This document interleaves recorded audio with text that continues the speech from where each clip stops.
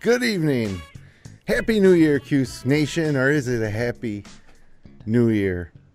Welcome to the Upstate Orange Podcast on FingerLakes1.tv. I'm Jim Sinacropi, live inside the FingerLakes1.com studios in downtown Seneca Falls, New York. Sunday night, January 1st, 2017. And what is going on in Cuse Nation? I mean, what's going on? I've followed this program for 30 years. And I've never seen anything like this. Has it been 30? Has it been more than 30 years? I went to a couple games in Manley Fieldhouse. I've never seen anything like this. I mean, getting blown out at home by St. John's, just giving up the worst defense I've seen. I mean, it's embarrassing. It's unprecedented. We're going to talk all about that. We're going to go 10 big topics this week instead of 5. We're going 10. And we got some great Orange trivia when we're joined by the Professor Brad Connor in just a moment. The Upstate Orange Podcast is brought to you by Generations Bank with locations in Auburn, Farmington, Geneva, Phelps, Seneca Falls, Union Springs, and Waterloo. Be sure to check out their mobile banking app or visit them online at mygenbank.com. So, Brad, what do you think? I mean, this is unprecedented. I tried to think of other years that were bad years. Even last year, at this point, we were like, or maybe a little bit later in the season, we were like, oh, man, this is the worst team Boeheim's had. But that team won the battle for Atlantis and had some quality wins. Go back to some of like the Deshaun Williams years. Nothing is like this. This is like ridiculous. This is unbelievable. I've been a Syracuse fan for roughly 36 years, maybe 38 years, somewhere in there. It's as bad as it's been at any point during that time, period. I can't even think of a year that rivals it, honestly, at this point.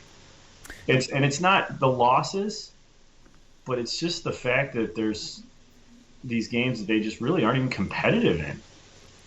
Again, today they weren't competitive. No. Against a bad Boston College team. Let's not kid ourselves. That's not a good basketball team. They look good today, but they don't have a lot on their resume other than this one today. And I'm not sure how much that is in the positive for them either, really. They weren't competitive against St. John's at all.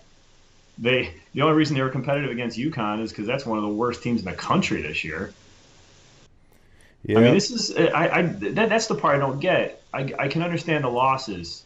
It's just the way in which these losses are happening. You know, to lose against Georgetown on Pearl Day in the Dome, I mean, that's inexcusable. Like, it's just it's the quality of these losses. It's not just the losses themselves. That's the part that really, really, as a Syracuse fan and somebody that's followed the program for a long time, that's the part that's really disturbing to me. Yeah, they're not just losing. They're getting blown out, and they're not getting blown out by Duke or Kentucky. Or Louisville. They're getting blown out by Boston College. They hadn't won a league game since 2015. But now they have against us. And St. John's. 660-some days, I think they said. A couple of times they said it. I tried not to listen to it when they said it. It hurt me to hear. Well, because you knew when they said it that it was just a matter of time that streak was going to end. Yeah, and it didn't take long. It was I felt like 3 minutes in that game that we were going to lose. I mean, I really did. When you and I shared our first text. Yeah, it's really. It was about 3 minutes in. Not a great way to ring in the new year, that's for sure. And we got a lot of, like I said, 10 topics tonight we're going instead of 5 because we're so upset. So let's get right into it. And first is the question on everybody's mind is like, how can this team be that bad? Early in the preseason, Boeheim said this is his best team he's had in a while. And you can understand if we're off by a little bit. You know, but it's like total opposite direction. It's like implosion city. It's like you can't bring this much talent in and lose games like this. You know, what's going on? How can they be this bad? Part of it, I think, and we've been around sports a long time, and you see teams that momentum carries them both positively and negatively. And this team, I think this team is really, really shattered from a confidence standpoint. I think when they get into some of these games, I think they're sort of defeated going into it. I don't see the body. It's body language, and you see that on a basketball court more than any other sport, which is why we love basketball so much. You can just it brings out the personality in players, and you sort of see it, and they wear it on their sleeves, I guess you could say. With this team, I mean, you can see what they're about, right or wrong, and I mean, there's a lot of intangibles that this team is missing. Period.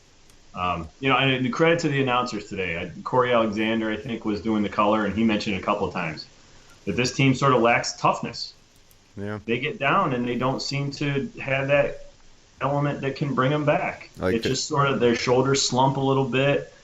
They try and do a little too much, and they dribble it off their leg, or they force a bad pass, or they go barreling in on a 1-on-4 and turn it over. Like they don't have anyone that's steady that can just calm things down. And this team misses Mike Benajay way more than I think we ever thought they would. And it also misses Trevor Cooney too. He was the heart and soul of that team. Say what you will about what he produced on the floor. He was tough. But he was a leader on that team. He was the toughness. And this team does not have that at all. Yeah, and continuity-wise, there's so many new faces. Like, we just assumed, we're going to reload with all, but there's so many new faces that don't know the system or have played outside the system or have been asked to take on bigger roles, like really across the roster. We assumed that Andrew White was going to come in and be a more well-rounded player, I think. And we assumed that John Guillen was going to come in and run the offense, but he's not suited to run this offense because I don't know what this offense is except for a bunch of high ball screens. And so you get all these new faces, and then you talk about the 2-3 zone. That's, to me, is the biggest reason why that we're so bad. We gave them 96 points to Boston College. We're giving up way too many points because we're just not even getting out on any shooters. And I'm talking about Guillen, Howard. I'm talking about Andrew White. I'm talking about Tyus Battle. I'm talking about all our guards and our wing forwards. Nobody's playing that zone defense the way it's supposed to be played, and we're just – you give any team in the country, any Division III team in the country open shots, and they're going to hit the open shots, and we give up open shot after open shot. So to me, it's the zone, and to me, it's all the new faces. It's just you never know what you're going to get when you get that much turnover because we're not replacing – these new faces aren't top 10 recruits like Kentucky's cycling through every year with new faces. Our guys generally need, a little bit of seasoning. We're lucky to get one or two guys a year like a Tyler Lydon last year and even Malachi Richardson, Carmelo Anthony, obviously, that are ready to go right out the gate. But too many new faces. I think that's why we're bad. And too many new faces who don't understand how to play defense at Syracuse. I think you raise a good point because you could make the counter argument, well, Kentucky does it every year. But you're right. They're getting elite level athletes. Syracuse has never thrived on that. That's never been their MO. They have brought guys in that maybe are slightly under the radar and put them into a system where they can play as a unit and thrive over the course of time. And you're right. With this team, they haven't had the opportunity to sort of germinate together. They're sort of figuring out as they go. And when you're playing against other teams that either have elite level athletes or have played together a while, you're going to have those struggles. And that's what we're seeing with this group. They don't know what their guy next to them is doing on defense. The rotations aren't solid on defense. They're not paying attention to the high post to the degree that they need to. They're not getting out on shooters. Oh, it's sickening how easily they're picked apart to get open shot after open shot after open shot. Yeah, I mean, I thought we saw that against Wisconsin. You remember at the beginning of the year, and they're a well-coached team, and they had some very quality guys that they had in the right spots. But the blueprint has been made pretty obvious, and it wasn't just Wisconsin doing it with superior athletes. Now you see everybody doing it. Yeah, and it's a big difference between Wisconsin and Boston College and St. John's. I mean, that's That's the issue for me is what these teams were making them. We're making them look like an all-American team of all-Americans out there just rolling over us. And it hurts because it's Boston. Boston College hurts because I hate Boston College, and we never lose to them. We always kill them, and that hurts. But, it also is a little egg in the face to lose to Georgetown, to UConn, to St. John's, to the former Big East schools that we left along, after Boston College and Virginia Tech and Pittsburgh. We leave, and the Big East is thriving. UConn's really the only one that's been devastated by the breakup of the Big East. I bet you they wish they could be in that Big East conference with Villanova. And Caleb Joseph is sitting a year out at Creighton right now. He's probably looking back laughing at this Syracuse team. His team's 8-1. They're only lost to Villanova, the number one team in the country, and that league is awesome. And we're sitting here flailing in the Big East. But we got to get through some more of these topics. So let's jump right to the second one. And you got to ask yourself, because it's such an aberration, did the NCAA sanctions play some role in this? I mean, it certainly hurt our program. We see that with some of the recruits that have chosen to go elsewhere in the past couple of years. But, I don't know if that's just, we assume that we were strong, the program was strong enough to survive it, but maybe we weren't. Is this a result of NCAA sanctions? I feel like it's got to have something to do with it. And it's not just this year, Jim. I mean, take that, wonderful 3-week stretch from last March out of the equation.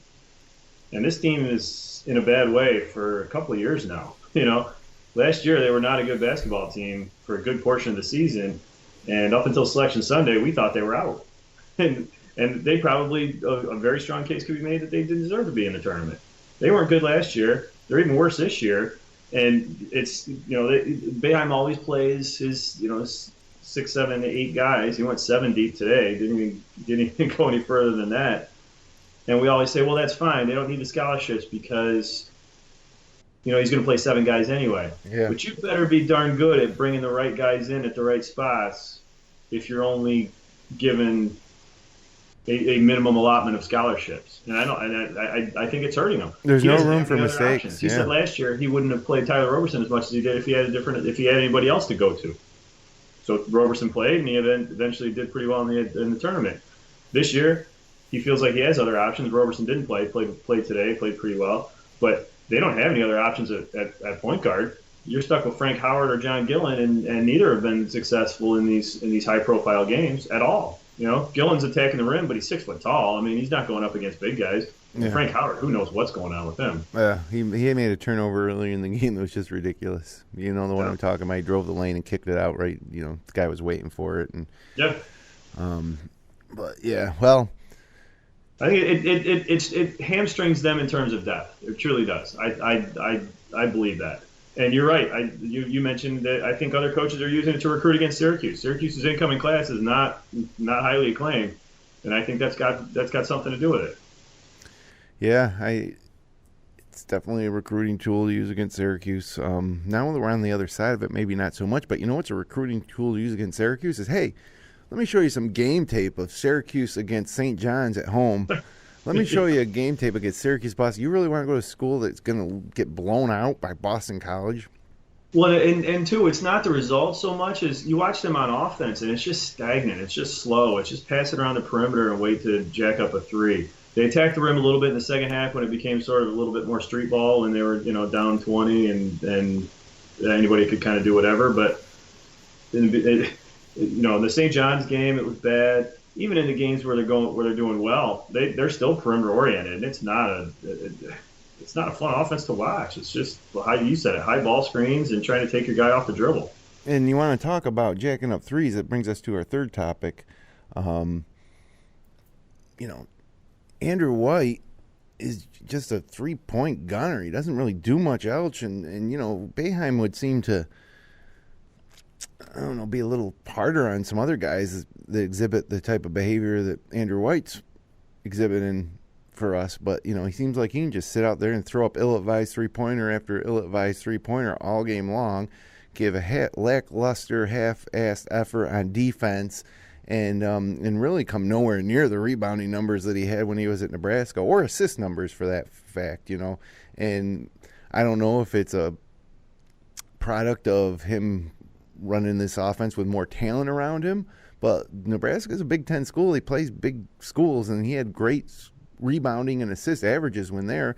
Here at Syracuse, he just is a spot-up three-point shooter. Not even spot-up, because he doesn't wait to spot up. He just gets the ball and throws it up at the rim, and when he's wide open and set, he's probably one of the best shooters in college basketball, but that doesn't happen very often because we're not getting open shots off of the, if you want to call it an offense that we're running. Well, yeah, and you saw what St. John's did to him. They played a box and one on him and shadowed him everywhere on the court. Couldn't get a shot off. Scored 2 points maybe in that game. He's very easy to shut down if you focus your defense on him. And I think that's going to be very, very difficult for Syracuse to overcome from a scoring standpoint once they start playing the better teams in the ACC. Boston College didn't do that as much today.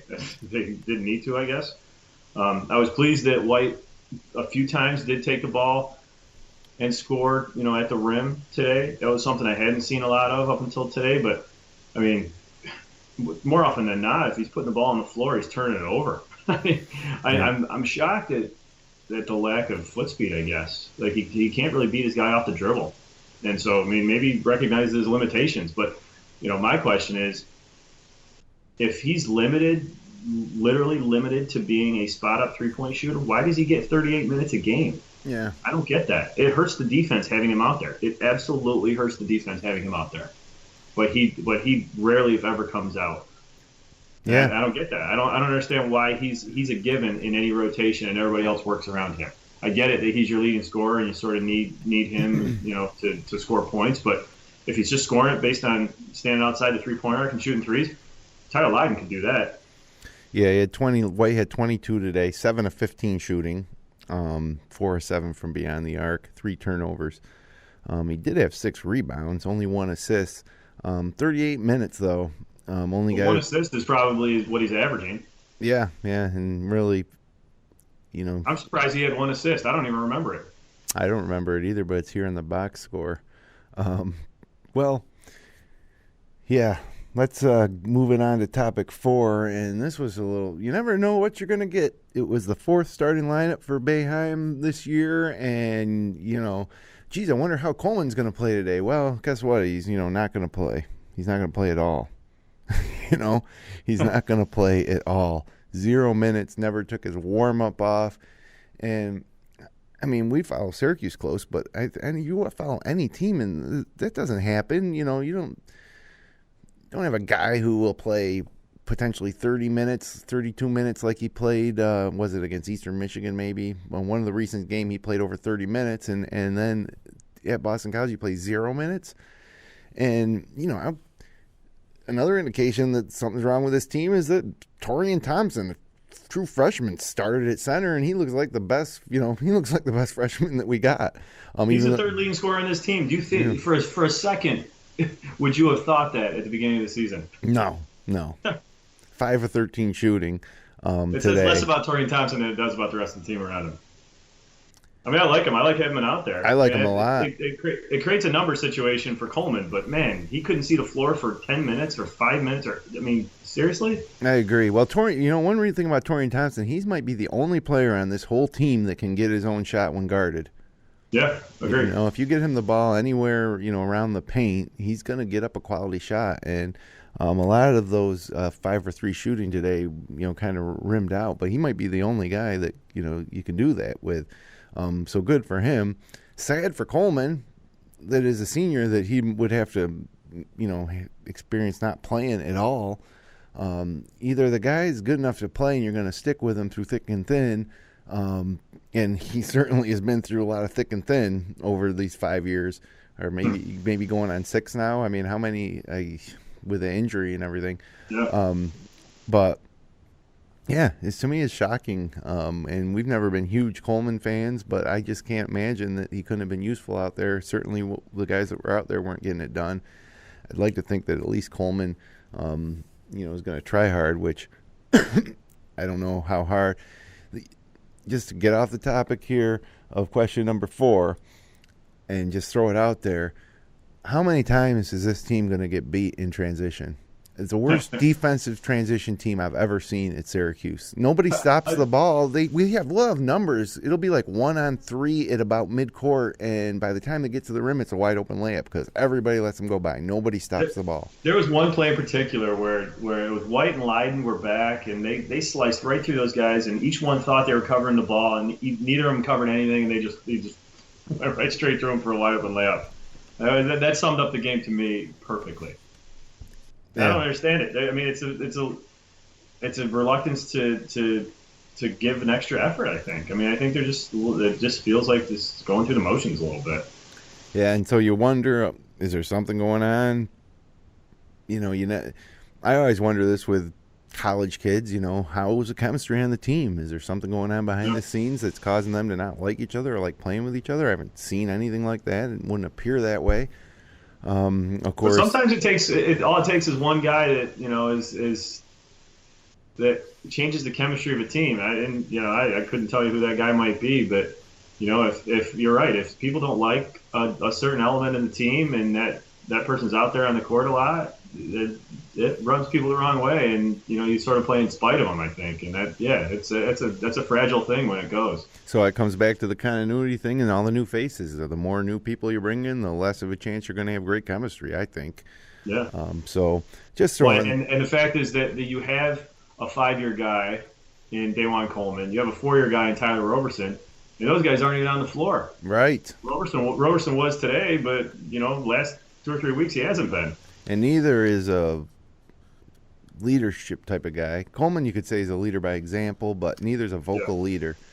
And again, that's Cooney and Benajay that you had from a year ago. They miss those guys desperately, not from a basketball standpoint, but from a hey guys, calm down, we got this kind of standpoint. Yeah, well, you mentioned Tyler Roberson, and we were most excited about him maybe of any player coming into the year, thinking he was going to be a typical peak in his senior year, double kind of guy, and then next thing he's not playing at all. He comes back today and plays good, played hard. One of the few guys that I think played really hard, and hit the boards pretty good to the tune of 10 rebounds, 11 points on 4 of 7 shooting. To me, this team can't do anything if Tyler Roberson isn't the Tyler Roberson we expected. I mean, I think there's a lot of pieces that have to come into place, but I think that's one of them. I think he needs to act like the senior leader, and and if you're not going to be a vocal senior leader, then lead by example on the court by giving the kind of effort I think that you gave today. Yeah, I agree. That was the Roberson that we saw late last year. We saw him, the one we saw against Duke with 22 rebounds. His game feeds off his energy level. And that's, it becomes pretty obvious in the first couple minutes when he's out there. He's either going through the motions and he's just kind of floating, or he's flying all across the court trying to get every rebound he can possibly get his hands on. That's the guy we saw today. And that's a guy that will make this team better. If you can see more of that, I think guys can feed off that. I think that's something they can build on. I wonder how much of that has to do with that dunk he made against Cornell. That was sick. Dunk that he had. Yeah.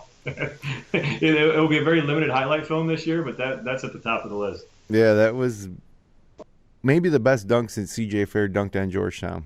Yeah, I think you might be right. Yeah, so great. We got a great dunk against Cornell. That's the highlight for 2017. Yeah, I mean, and again, Tyler Roberson, when the book is written on Tyler Roberson, when he's said and gone, he could be a really irrelevant guy through our program. Although he did go to a Final Four last year, but this is his senior year. It needs to be his team, and he wasn't even playing for a few games there. So he's key. Yeah. He's definitely key. So we talked about this being an unprecedented territory for Syracuse. Well, why not throw in a little man-to-man defense? They played a little man-to-man defense today, so it's just crazy. And to me, when he does that, it bothers me because I don't think he even says it. We don't practice man-to-man. Even if he's practicing a little bit, they're not given the time to that man-to-man defense that other teams are, I don't think they could ever go exclusively to it. And when I see them not playing well in the zone, Boeheim in his post-game press conference said that it was not an effort thing, but it is an effort thing. You got if you watch any of the tape of that Michael Carter Williams, Brandon Trish team, the way they played the 2-3 zone, I mean, they were trying to prevent the team from getting any shot off. They denied every pass, every first look that was denied. And it was for the entire shot clock, and it was every time down the floor.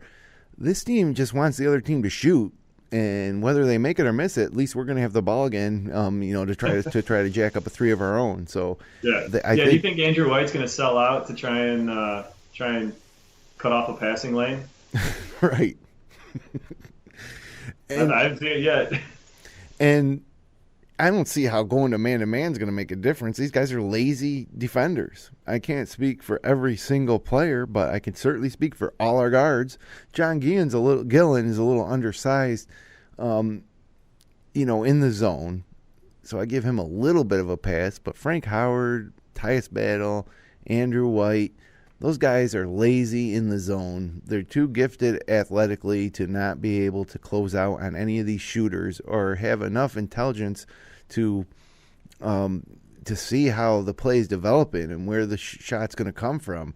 I mean, I've seen over the past several games one of the guys at the top of the zone go way down to the corner and then just kind of walk back to the top as a guy sets to shoot a three. In a wide open three. I mean, these are wide open threes, so don't tell me that it's not effort because they're wide open. They're not a half a second late. They're a second and a half late.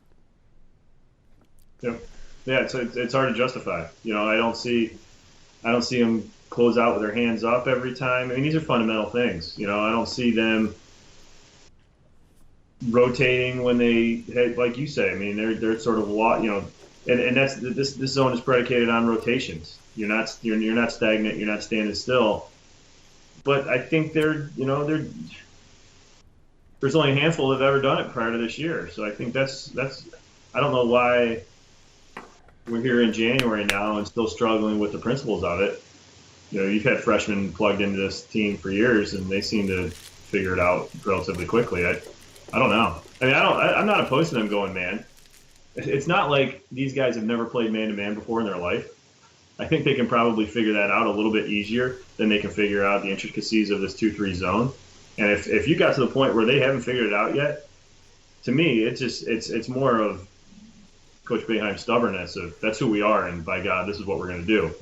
And we're going to, die by the hand of, that feeds us, like whatever metaphor you want to use. It's, I didn't have an issue with them going man today, and I think it came out of the press, and so they went to a man press, and then they fell back into the man, and I thought they did okay in it. Frankly, I didn't see it couldn't have been any worse in the zone.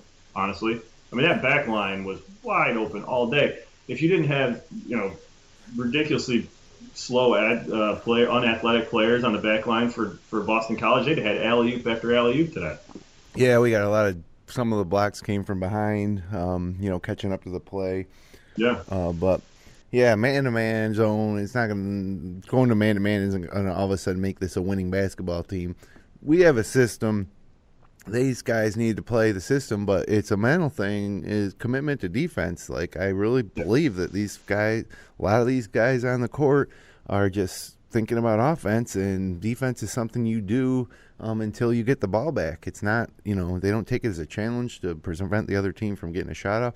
Syracuse was, among the best teams in the country in, shots per, time left on the shot clock and shot clock violations. And I think that the players on those teams took a little bit of pride in that, and I don't see any pride, whatsoever in anything that's going out there. Really on offense or defense, but especially on defense. I don't see anybody taking any interest in it, and it's tough because we're not going to win. We're not going to win if any of these teams are going to score 80, 96 today. Boston College put up on us. If a team gets into the 80s, they're going to beat us. Yeah, because this team against a decent defense can't score more than 75. Period. Yeah, and that's if we shoot well from 3-point range. Yeah. Well, let's take a look at. We're moving right along here. Topic number 7. And these are such fun topics, to talk about for the new year. And this is a mystery too. Bring in Eastern Michigan. Bring in Cornell. Even bring in Monmouth. Some decent teams from low-level conferences or even mid-major conferences, and we'll kill them. We'll score 100 points. It'll be fun. It'll look like everything's great. But bring in any major conference or program, even if it's a lower, ranked team in their standings like St. John's or Boston College, and we just get steamrolled. It's like a different team, and I don't know how it doesn't make any sense to me at all. It really doesn't. It doesn't make any sense to me at all. No, I agree. It's like a Jekyll or Hyde thing, really. They're utterly two different teams. Have you ever seen a season where the walk-ons have played more through this point in the season? The walk-ons are playing in wins and losses. Yeah, right. In losses, you never would see that before. Right. Of course, against St. John's, he didn't play the walk-ons until about a minute left. He wanted to embarrass his guys to be on the court, getting dunked on as long as they could.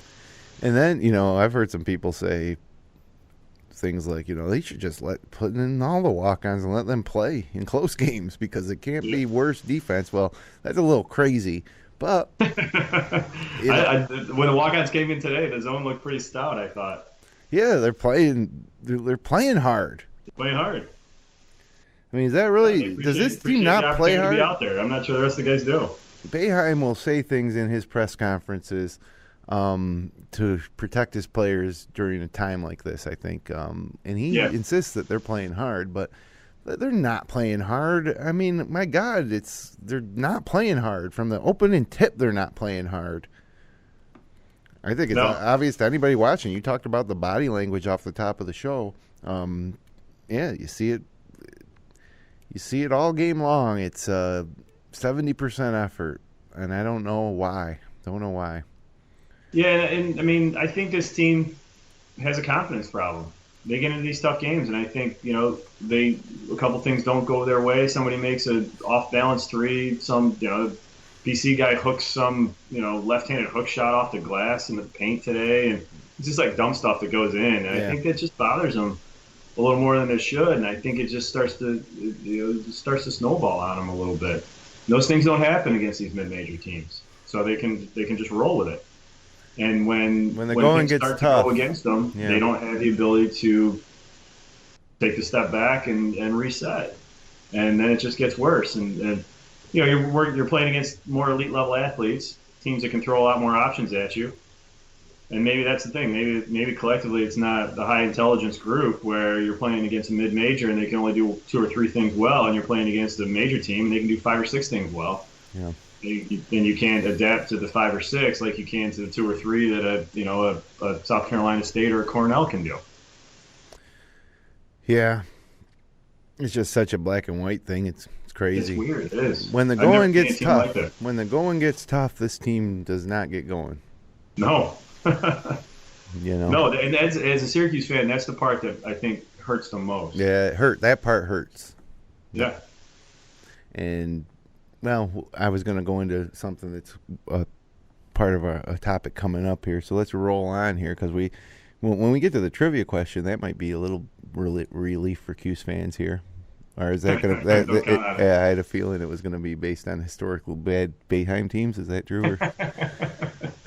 So anyways, let's move it on here. And we talked preseason about this team, and Boeheim talked about it, about how it's the best team he's had. And we talked about how deep they were. It's going to be unlike any other Syracuse team because he's going to play 9. And if somebody's not there, the next guy's going to step up. And we had a 7-2 center who's now, out indefinitely, who wasn't that good anyways to begin with. And we were so wrong about this team. And I put this up there as a question: was this team overhyped in the preseason? But obviously, they were madly overhyped. Yeah. Not only by Coach Boeheim, but by us. If you go back to the first couple of shows, Yeah, after they won a few, we were talking about undefeated, and Right. We're talking about Final Fours and what's the ceiling for this team. I mean, that has flipped so 180 degrees on this group. And So I mean, I think we fed off of what Coach Boeheim was saying. When he comes out in the preseason and says this is one of the best groups he's had, yeah, he never says you're that. inclined to believe it. He never says that anything No, like that. he never says that. He downplays it every year. Best teams he's downplayed. Tyus Battle was going to go to the, was going to play in the NBA next year. That was a foregone conclusion. Even Tyler Lydon right now, I haven't looked at any mock drafts, but I don't know how this play for Syracuse has affected his draft stock. I hope one but side. But does he want to come back to this dumpster fire next year, you think? Yeah, I mean, they're going to have to turn it around. They're going to have to. They just can't continue to go this bad, can it? But I look at all the things we saw in the preseason, and they're still there. It's all a matter. To me, it's a big part of it's effort, and another big part of it is execution and approach. So, I don't know. Can they turn around? They definitely were overhyped, but we couldn't have been that far off, right? We couldn't have been that far off. This team can become that team. Can this team become that team that we thought they were going to be? No. Yeah. I think here's the issue. I mean, they've got all the pieces to be a very good team. They have good, quick point guards that are at least Howard's has always been the pass first point guard, and Gillen can be too, but he likes to get to the rim also. You've got shooters.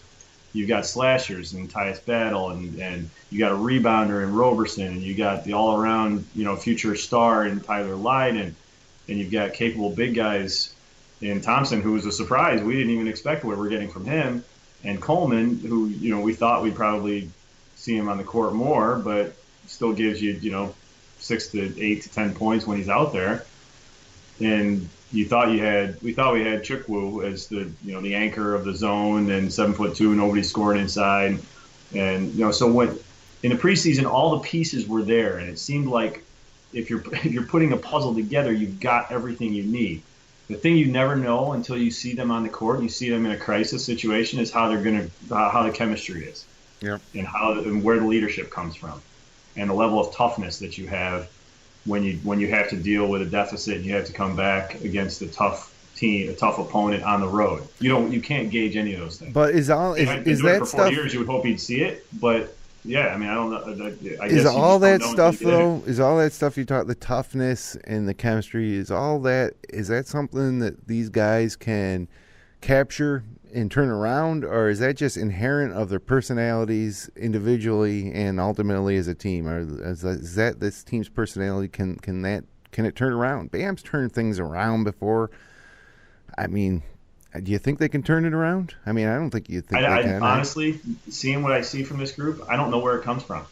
You would have hoped they would have turned it around today. ACC play starts today. Chance for redemption. You finish in the top half of the ACC, everything's probably okay going forward into the NCAA tournament.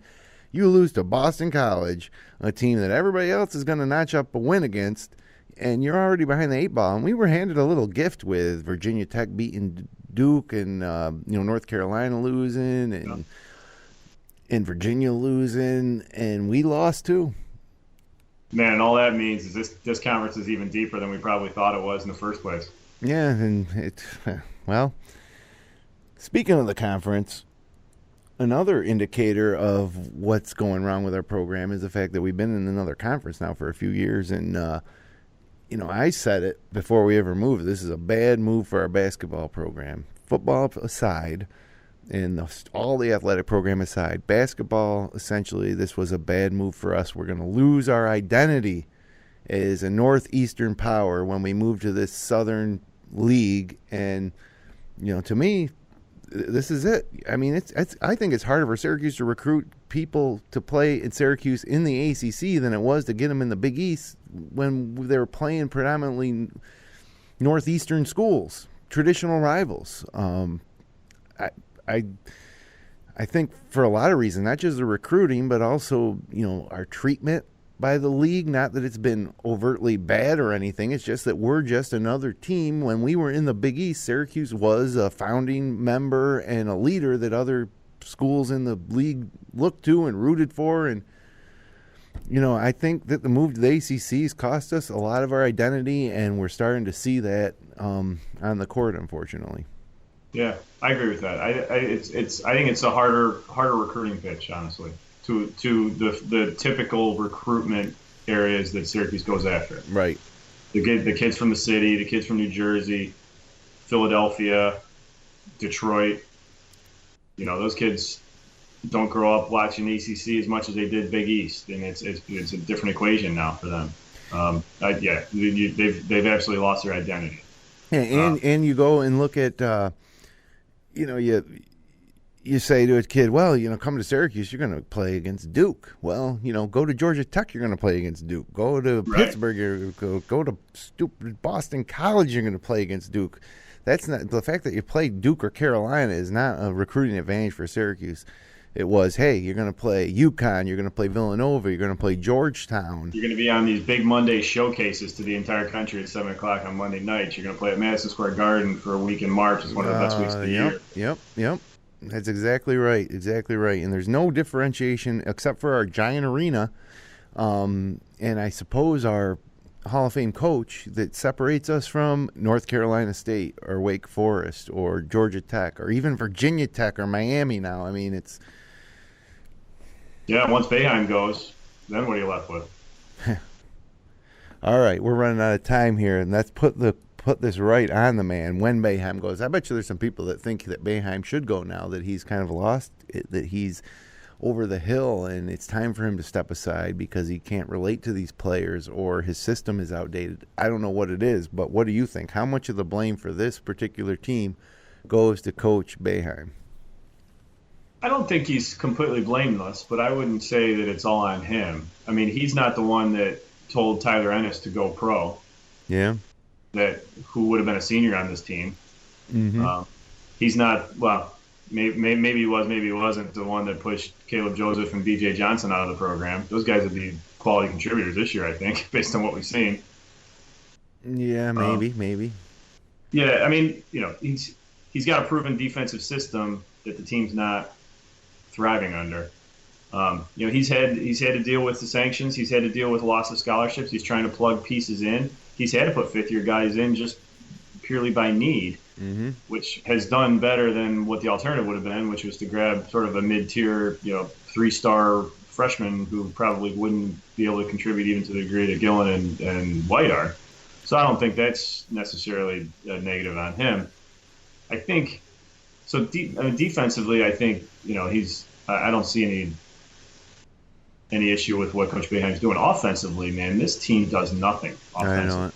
I challenge you, Jim, to go back and watch a national championship game. Watch games from the 80s. Watch games from even 5 years ago, and the 34-3 team that was probably one of the best teams in the history of this program. Watch how they move without the ball. Watch how the ball goes inside out. Watch how they use low post. Yeah. And all they're doing, there's 3 or 4 guys above the 3-point line, and they barely get the ball below the 3-point line, or below the foul line, rather. Yeah. Foul line extended, ever. I mean, high post pick and rolls all around game the perimeter long. and hope for a high ball screen so they can get a pick and pop. Yeah, I agree with that. That offensive scheme does not make sense. He's fallen in love with that high pick and roll. And maybe that's from having been involved with the Olympic team and working with the NBA guys, because that's an NBA style offense, which is great when you got elite level athletes. We don't have that here right now. Yeah, or go to something else though. Yeah. I mean, that's like all we got. They don't have a plan B or a plan C. Right. And certainly I would think that maybe you start by establishing some interior play with Leiden and Torian Thompson or Coleman or Roberson, if you can, some type of offense to get them the ball near the post instead of at the foul line. And then that opens up. Then you can do the high pick and rolls and you mix something else in. But this team's so easy to defend, and you got to blame Boeheim for that. Come on, show us something. You got all this talent that you brought to the Hill, and I don't think you're putting them in the best position. But the best offense is a good defense, and when the defense is that bad, if you struggle just a little bit on offense, you're getting blown out. And so it goes back to the defense, and I can't blame Boeheim because I know he's teaching the same system that he's taught when we were one of the best defensive teams in the country, and these guys just aren't buying in. So if anything, I might blame Boeheim for not being able to motivate these guys. Maybe his motivation tactics that he uses historically are not working anymore. I mean, how many starting lineup changes can you have? How many guys can you bench? How can you, between Coleman and Roberson, they don't know when they suit up if they're playing 34 minutes or 0 minutes. How can you prepare mentally for a game like that? And then you sit there and you watch Andrew White just jack it up, and you're wondering to yourself, like, when's he going to bench Andrew White? Or you watch Frank Howard just totally give away ball games. Back before this really took a turn for the worse, we were in some games. That Connecticut game's a prime example where Frank Howard almost single-handedly gave that game away. And, and he's still getting his minutes. So look, it's college basketball. The program is the coach. And so Boeheim's got to take some of the blame for this. But when you have such a, sterling record over so many years, you can give a guy a pass. You can have a bad team now and then. Boeheim's bad teams were never even had losing records, So many 20-win seasons, we take it for granted. So I will blame Boeheim for this particular team not being as good as we'd hope, but I still wouldn't trade Jim Boeheim for any. Now, there's a good question. Would you trade Jim Boeheim for any other coach? Because I honestly wouldn't do it. But I bet you a lot of Syracuse fans would. I bet you a lot of Syracuse fans like the idea of Rick Pitino maybe being Syracuse's coach since, back if their change was made in the mid-'80s or around 1990 if they hired Pitino. I bet you a lot of folks would like that. A lot of Syracuse fans would prefer that. Even though they can appreciate what Boeheim's done, I bet you that they feel that there's a better option. I'm not one of those guys. Well, we're about to find out. Yeah, well, we're really running late because we went 10 big topics. So let's get here right away into Connor's Corner Trivia. Brad, what do you have for me for the first segment of Connor's Corner Trivia of the year, of the new year? Yeah, you guessed it right. The theme of our trivia tonight is the futility that we've seen in the history of this program. So I hope that Syracuse, over the course of the rest of the next 2 months, doesn't set any of these futility records that I'm about to throw at you, but at this point, anything's in play. Okay, well, hit me. What's the most losses that Syracuse has had in the Jim Boeheim era in one season? Oh, geez, I know we had 14 losses last year when we went to the Final Four, and that's a lot for Syracuse, 14. I don't know if we've ever had more than 14. Especially, it's funny, the team went to the Final Four. I know that the year before that, when we were banned, that wasn't a good year. We only had 18 wins. I don't remember how many losses we had, but we played a lot less games, so I don't think we had four. I'm going to say 14 last year. 14 is correct. 14 has been done twice. Oh, yeah? So last year, Final Four year. But, yeah, they 23 and 14 last year. The other 14-loss team was in 2008. The Dante Green team. That won 20 games, right? They were 21 and 14. Yeah, they won a few games. games. The tournament, and that was the back-to-back NIT teams. That was the second of 2 years where the first year they should have made the tournament, and everybody kind of had them penciled in, and then somehow they didn't make it. That next year, no one penciled them in. We were all resigned to the NIT, and that's exactly what happened. And that's how they got their 20 wins. They won a couple games in the NIT, probably. Right? Exactly. Okay. All right.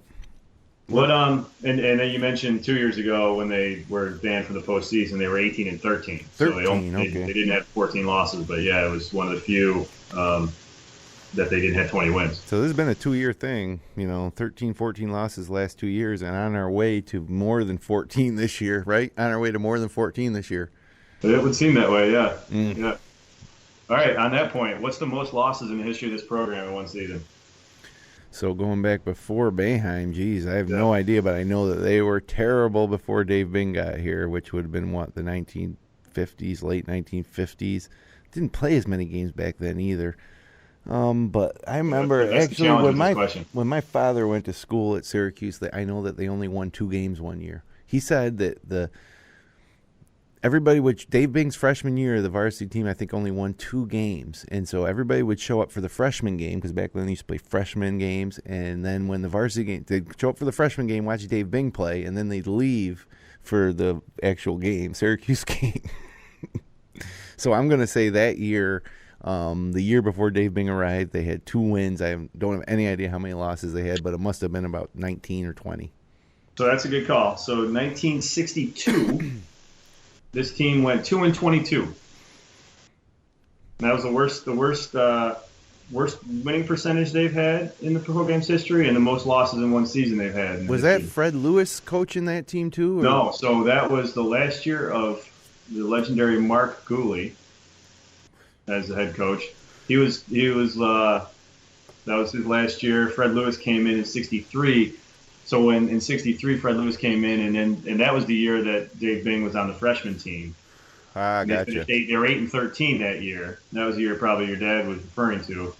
And then when Dave Bing was eligible as a sophomore in 64, they went 17-8, went to the NIT, and then kind of took off from there. Gotcha. Okay. Yeah. So what's the worst winning percentage that this team has had in Jim Boeheim era? The worst winning percentage in the Boeheim era. Worst record. All right, I'm going to say that 18-13 team then. That makes sense, right? That's a bad winning percentage. That would make sense. That's not the worst though. Oh wow, there's a worse team than that. Yes. Well,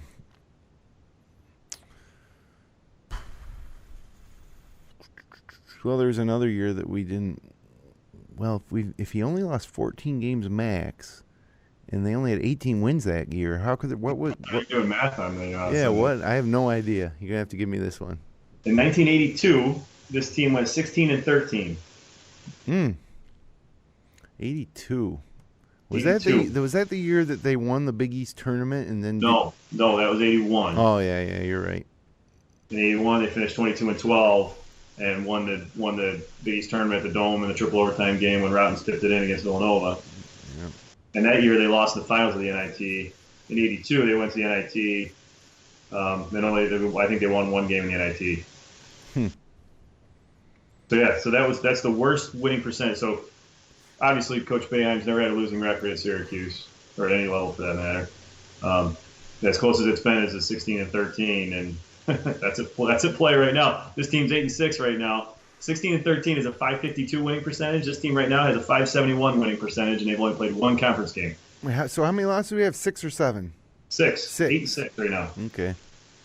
Well, that's good. For a second there, where I was thinking they had 7, but it is only 6, so it's getting better already. We're on the upswing. Any more of these sad trivia questions? Yeah, I got a lot of them. Okay. When was the last time Syracuse, when eligible, did not qualify for either the NCAAs or the NIT? Oh, man. It had to be in the 70s, the late 70s. No? Not counting seasons we were ineligible for the postseason, obviously. Right. No, you got to go even further back than that. Oh, probably like the early 70s, 71, 72, or even before that. 1970. Okay. Roy Danforth's second season. They were 12-12 and didn't qualify for either tournament. 71 and 72, they went to the NIT. And then in 73, they started a stretch where they were in the NCAAs for 8 straight years before they missed it when they won the Big East, but the Big East didn't have the automatic bid in 81. All right. So we got to go back to 1970 for this team not to be in the NCAA or NIT. And as it stands right now, it could happen. This team will be lucky to make the NIT at this point. Yeah. They might get a pass just because they think we'll fill some seats, but I think interest will wane pretty quickly at this pace. But I think the NIT also requires a team to have a 500 record, if I'm not mistaken. Well, geez, can you imagine that? Yeah. All right, give me one more. We're running short on time here. Okay. When was the last time Syracuse had a losing record in conference? Go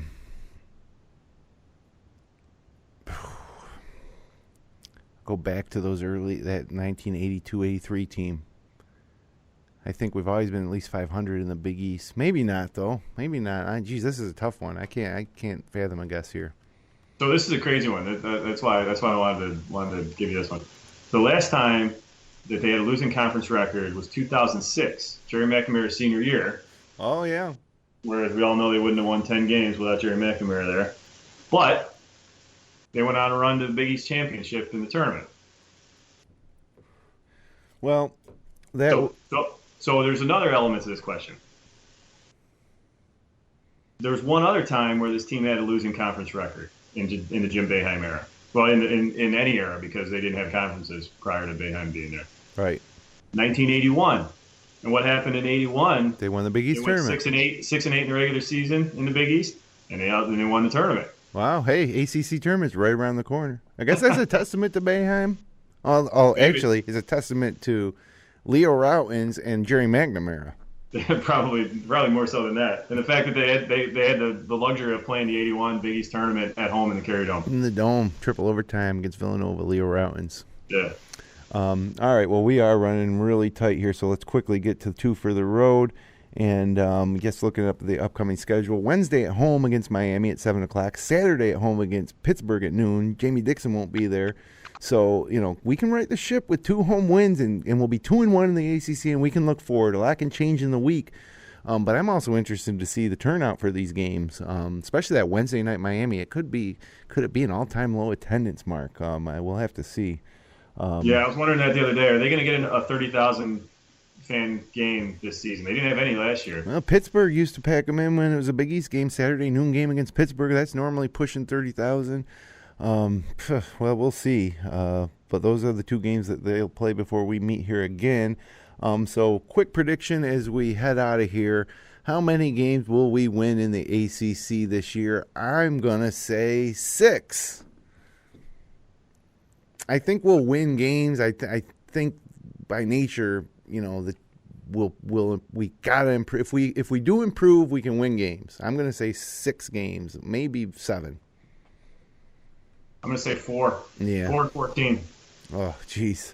I know it. Unprecedented. I look at that right there, and I don't see a single game that jumps out at me. None of them are winnable if you can't Maybe beat Boston College. Yeah. Home BC would be the only one that jumps out at me. That team just beat us. They lost they got stumped by today. Yeah, they got crushed. So if you can't beat BC, they play Wake at home. I mean, that's doable, right? I mean, that's an option. Well, yeah, look for it. That'll be a big one. I mean, there aren't that many, honestly. I mean, yeah, somebody will, they'll shoot lights out in a game, hopefully, and win one of those. I mean, there's a couple of chances, but man, I don't see any glimmers of hope that based on what they've done against talented teams. And this conference is looking deeper and deeper every time we see the results, and we see a Duke lose or a Carolina lose and a Virginia Tech win and Georgia Tech beating North Carolina. Yeah, well, I will say this, though, and those wins by those teams are evidence, is that it's more of a level playing field across college basketball. And we've seen this team play good against some lesser opponents. If they can bring that type of game to some of these tougher games, not that BC on the road should ever be tough, but there is hope for this team. And so don't give up hope. Keep watching the podcast. Keep watching this Cuse team. I'm going to cross my fingers and be a half glass full kind of guy and say that we can do it. We can turn it around. We can turn it around. I expect nothing less. So, I'll be watching Wednesday night when Miami comes to town. So, Brad, Happy New Year to you and your family. Thank you. Thank you. It's nice to be back talking Cuse hoops, even if it is not under the ideal circumstances. Yeah.